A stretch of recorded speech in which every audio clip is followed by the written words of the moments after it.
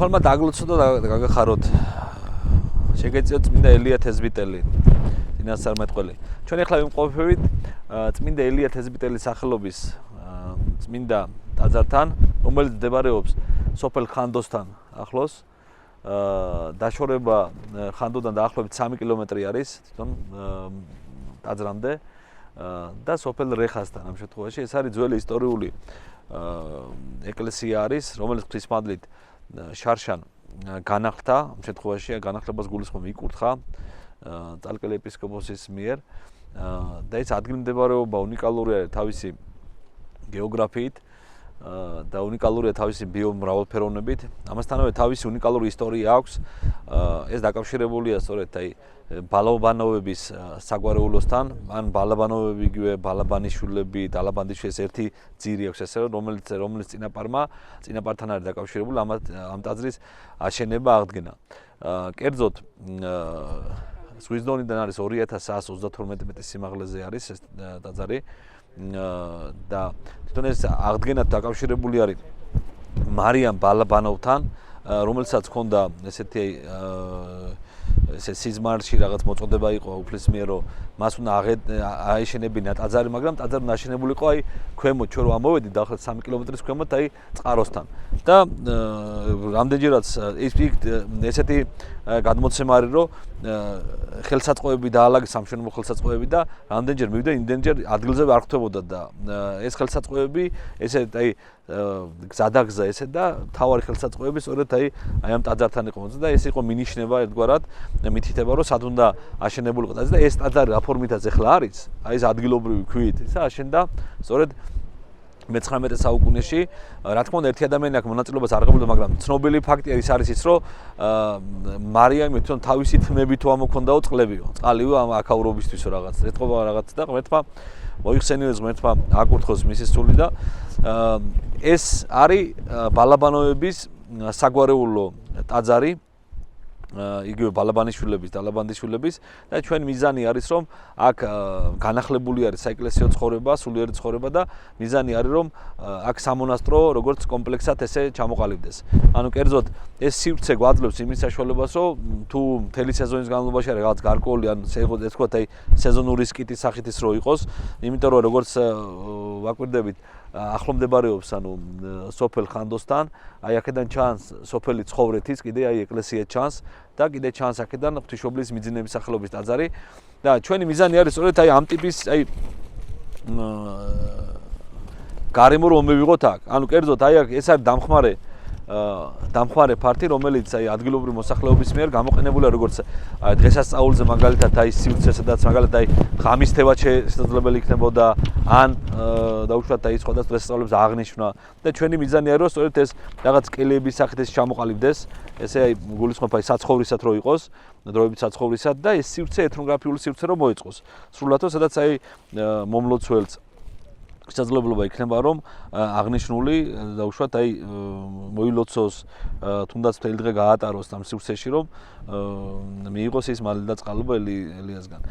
ეს ადგილი გამოირჩევა განსაკუთრებული მადლით. ანუ გულისხმობ აქ შემთხვევით არ არის წმინდა ელია თეზბიტელის სახელობზე რთულად ღებულობს, ესე ვთქვათ რა, ანუ მიმღებლობა, იმიტომ რომ ეს მთა არის, ვიცით ეს ალპური ზონა არის და აქ მარტივად ესე ვთქვათ ამინდის ცვალებადობა ხშირად ხდება ამ შემთხვევაში და სწორედ ელიას ხასიათს გვაგონებს ამ შემთხვევაში, ის დაუდრომელი რო იყო, ესეთი მდუღარე ხასიათის რო იყო.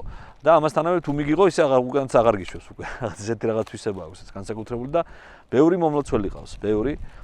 დღესასწაული არის 2 აგვისტოს.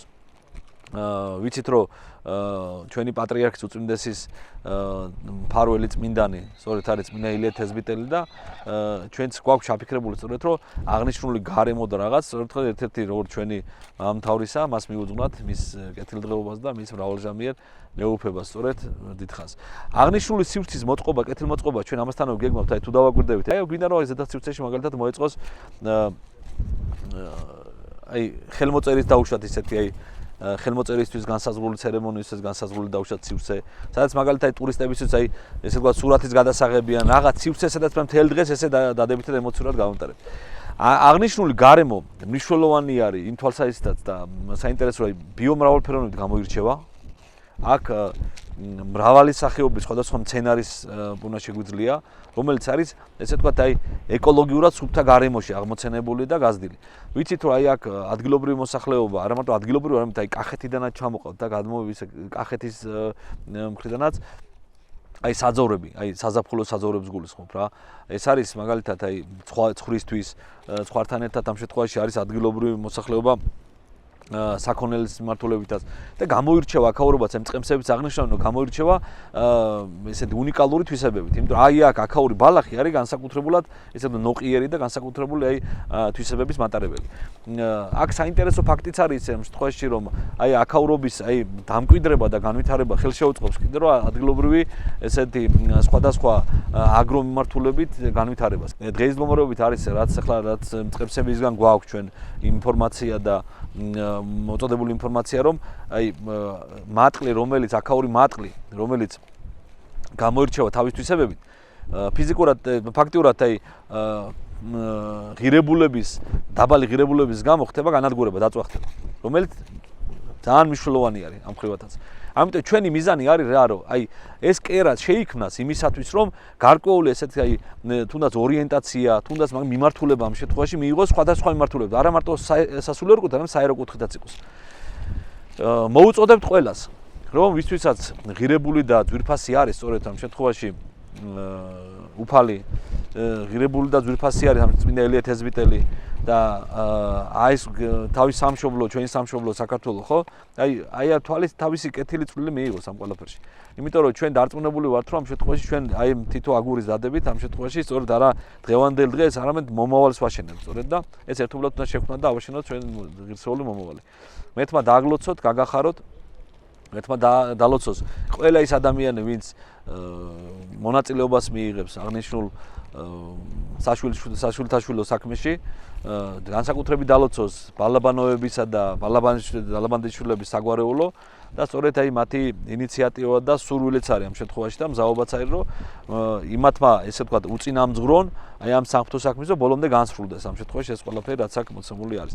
აი ეს მნიშვნელოვანს კიდე შევეხებით რომ აი ეს ტერიტორია რაც დააკვირდებთ ეს არის ესაზღვრება აი ბორჯომის ესე ვთქვათ ბორჯომის ტერიტორია მთის იქეთ მხარეს ეს ხეობა შედის უკვე ბორჯომისაკენ რომელიც ადგილობრივი მოსახლეობა ძირითადად ესეთი ანუ გულისხმობ აი ხის რომელიც ზამთრისათვისაა აი სარგებლობენ სწორედ ამ გზით ეს გზა კიდე უნიკალური არის რომ